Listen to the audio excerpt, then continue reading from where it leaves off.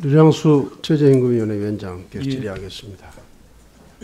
갈수록 극심해지고 있는 소득 양극화, 소득 불평등을 해소하기 차원에서 최저임금 인상 이해합니다. 그런데 정도를 무시한 급격한 최저임금 인상으로 인해서 그 결과는 정작 최저임금이 필요한 저소득층의 일자리는 사라지고 오히려 그렇게 되니까 일자리가 없어지니까 양극화는 더 심해지겠죠. 최저임금을 지급해야 하는 소상공인과 자영업자들은 절규하면서 광화문에서 불복종 선언을 하고, 중소기업들은 인건비 때문에 근로자를 해고하거나 해외로 이전하거나 아니면 로봇 등 공장 자동화를 추진하는 이런 정말 도저히 상상할 수 없는 이런 일들이 벌어졌습니다. 결국 이 정부는 최저임금 인상이라고 하는 그 이상에 치우친 나머지 누가 최저임금 인상에 반대하는 국민들이 어디가 있겠습니까? 그러나 경제는 정도를 벗어나면 부작용과 역효과가 나타난다는 사실이에요. 우리 최저임금위원회가 저는 그것을 놓쳤다고 생각합니다. 급격한 시장이 감당할 수 없는 급격한 최저임금 인상으로 인해서 이 나라가 이렇게 시끄럽습니다. 역대 노동부 장관들 한번 발언을 한번 보실까요? 한번 보십시오. 저기 다 올려놨습니다. 역대 노동부 장관들의 발언. 박재환 노동부 장관, 지나치게 올리면 서민성한 직경탄. 이철필 노동부 장관,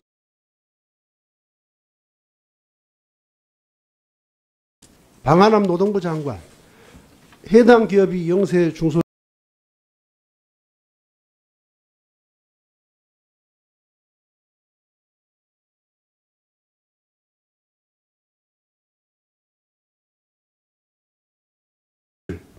문재인 정부에서 다 무시했어요.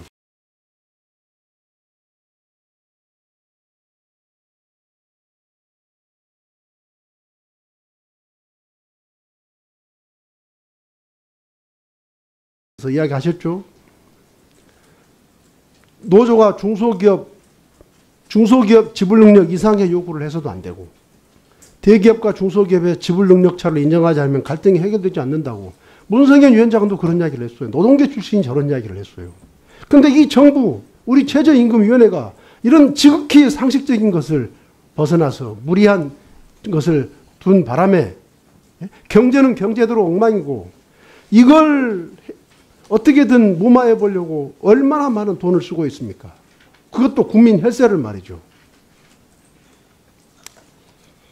거기다가 우리나라는 자영업자가 600만 명, OECD 평균보다 2배가 많잖아요. 최저임금을 지불해야 되는 자영업자의 그런 부담들을 생각했다면 어떻게 이런 일들을 할 수가 있었겠습니까? 자, 질문 드리겠습니다.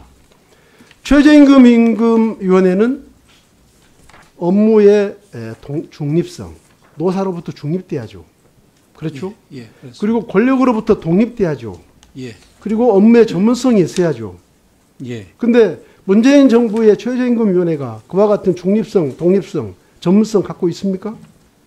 저희들은 가지고 있다고 생각합니다. 가지고 있어요? 그렇습니다. 그러면 제가 자, 최저임금 인상 결정하는 데 있어서 작년과 올해 2번 했는데, 이 정부의 청와대, 장하성 정책실장, 뭐 많이 있습니다. 홍장표 경제수석, 일자리 수석, 뭐 경제보좌관도 있고, 사회수석도 있고, 청와대 관계자들하고 최저임금 인상 결정 과정에서 연락한 적이 있습니까? 없습니까? 그 연락이나 가이드라인이라든지 이런 부분 말씀하십니까? 아니, 아무튼 작년에 16.4%, 예, 그 올해 10.9% 인상하는 과정에서 16.4% 통화하거나 만나거나 하신 적이 있어요? 예, 없어요? 16.4%는 저희들이 하는 것이 아니기 때문에 이번 과정에 말씀을 드리면, 아니, 예. 지금 시간이 없으니까 연락을 하거나 만나거나 연락을 하거나 통화한 적이 있어요? 만난 없어요? 적은 없고요. 만난 예. 적은 없고, 그 고생한다 이제 초기에 임명 당시 그 정도로 했지, 그 한창 진행 과정에서 독립적으로 했다 이 말입니까? 그렇습니다. 그러니까? 예. 그러면 지난 1년 동안에 우리 위원장님의 통화 내역 예. 제출할 수 있습니까? 예. 그게 필요하면은 그게 네. 지금 다른 거 안 보겠습니다. 개인적인 예. 전화는 안 보고 예. 이 정부의 청와대 관계자들, 고용노동부 관계자들하고 통화한 사실이 있나 없나를 제가 한번 볼 수 있습니까? 없습니까? 그거는 지금 여러 가지로 지금 아니 그것만 이야기하세요. 개인정보 지난 부분이 1년 있어서. 동안에 예. 최저임금위원회 위원장의 통화 내역 제출할 수 있습니까? 없습니까? 네? 지금 알고 싶으신 것은 그 부분이 저는 청와대 관계자와 고용노동부 관계자들과의 통화 내역이 있나 없나 그것만 보고 싶어서 그렇습니다.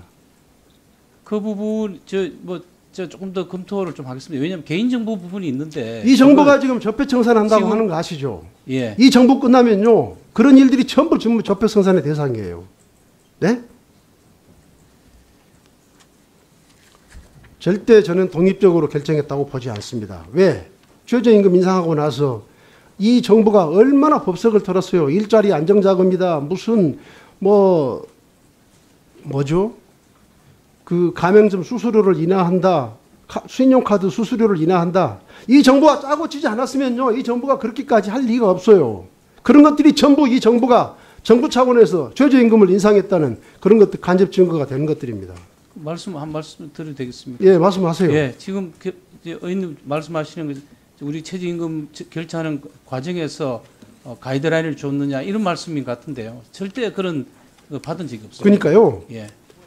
근데 자신 통화라는 있으시면 것이- 지난 1년 동안 전화 통화 내역 제출하십시오. 근데 통화라는 것이 그 내용으로 보면 다른 아니, 그러니까 개인적인 무슨 것도 말을 있는데, 해도 예. 무슨 말을 해도 그렇게 이 정부 차원에서 결정했다는 것을 입증하는 거예요, 그것이. 자, 그 정도 하겠습니다.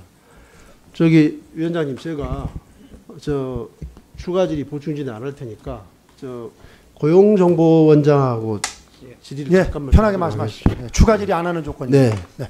이정 고용정보원장. 예. 네. 저 고용정보원에서 하고 있는 워크넷이 일자리 종합 정보 시스템 아닙니까? 그렇습니다. 그렇죠.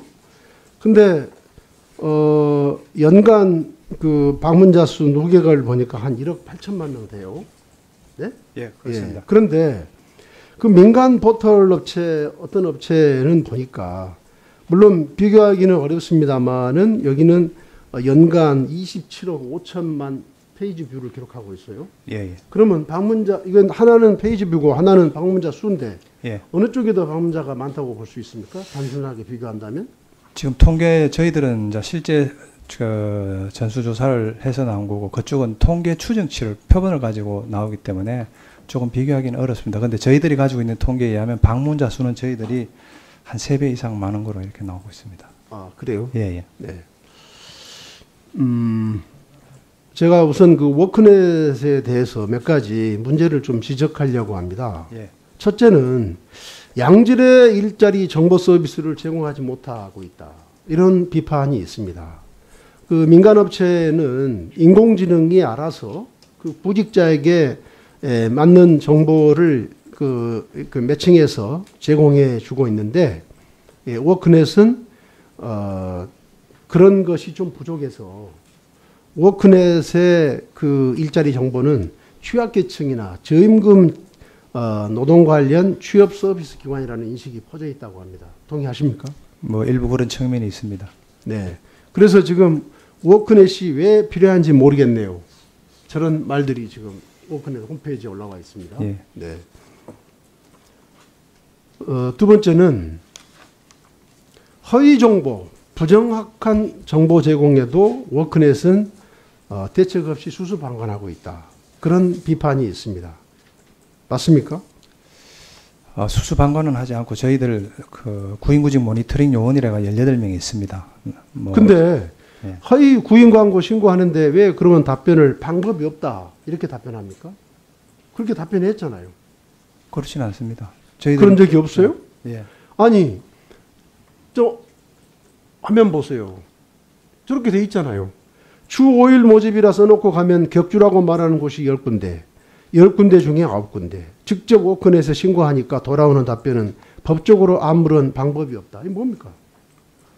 그거는 저희들이 등록된 일자리가 크게 공용센터에서 인정을 해서 올리는 일자리와 또 공공이나 민간 포털하고 연계하는 일자리인데 연계된 일자리 부분은 일부 저희들이 법적으로 강제할 수 없어서 나름대로 18 모니터링 요원들이 모니터링 하는데 물리적으로 인원이 너무 적다 보니 1분에 한 2건 정도 30초당 한 건 이렇게 하다 보니까 업무가 좀 한계가 있어서 그런 측면이 일부 있습니다. 다음도 보십시오. 또 무성의하다라는 그런 비판들도 있어요. 예. 네? 예, 이런 지적들을 감안하셔 가지고 더 좀 완벽을 기해 주시기 바란다는 이야기고요. 예. 세 번째, 이제 5건에서 올렸으면 구직자가 실제 취업을 했는지 또 구인자는 실제로 구인을 했는지 그 사후 관리가 좀 제대로 돼야 되는데 그런 게 없으니까 저런 말이 나온단 말이에요. 네? 저런 말이. 예. 어떻게 생각하십니까? 저희들 그 점 알고 있습니다. 그래서 현재로는 고용센터에서 상담원이 채용으로 처리하면 취업 축가 메시지 이런 것들 보내는데 그건 좀 너무 미흡해서 내년 상반기까지 구인 기업이 채용 결과를 처리하면 워크넷에서 이메일이나 문자로 이렇게 전송할 수 있는 시스템을 지금 구축하려고 합니다. 그렇게 해서 조금 보완하도록 하겠습니다. 네, 수고하셨습니다. 마치겠습니다. 네, 수고 많으셨습니다.